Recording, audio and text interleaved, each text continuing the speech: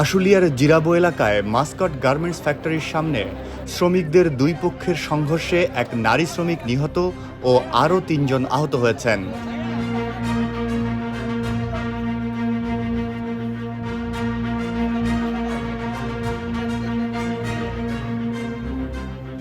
আশুলিয়া শিল্প পুলিশের এক কর্মকর্তা বলেন, সকালে শ্রমিকরা কাজ করতে এসে দেখেন মেরামতের জন্য কারখানা বন্ধ রাখা হয়েছে। এতে তাদের মধ্যে উত্তেজনা ছড়িয়ে পড়ে। তিনি আরও বলেন, মাস্কট গার্মেন্টসের কারখানার পাশে আরও 2টি কারখানা আছে। ওই 2 কারখানার শ্রমিকদের সঙ্গে গার্মেন্টসের শ্রমিকদের সংঘর্ষ লেগে যায়। এতে এক নারী শ্রমিক গুরুতর আহত হয়। হাসপাতালে নেওয়ার পর তিনি মারা যান। নিহত রোকেয়া বেগম কারখানাটির সেলাই মেশিন অপারেটর ছিলেন। অনেকদিন ধরে ফ্যাক্টরিটা বন্ধ, আশেপাশে সব ফ্যাক্টরি খোলা, আমাদের মালিক ফ্যাক্টরি খোলা না। তাই আমরা সব শ্রমিকরা শান্তভাবে আসছিলাম গেটে।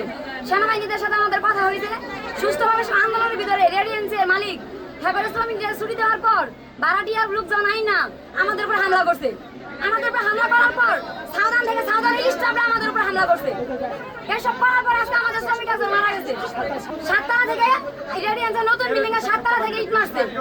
এরা কেন করলো? আমরা রেডিয়েন্সের মালিকেরও বিচার চাই, আমাদের মালিকেরও বিচার চাই, কঠোর বিচার চাই। ইট মারার পর আমাদের অনেক শ্রমিক ভাই আহত হয়েছে, অনেক শ্রমিক ভাই এখনো মেডিকেলে ভর্তি। আমাদের একজন বোন মারা গেছে আমাদের মধ্যে থেকে। আমরা সুষ্ঠু বিচার চাই। ম্যানেজমেন্টের কেউ ছিল না, মালিক পক্ষকে বলার পরেও ওনারা কেউ আসে নাই।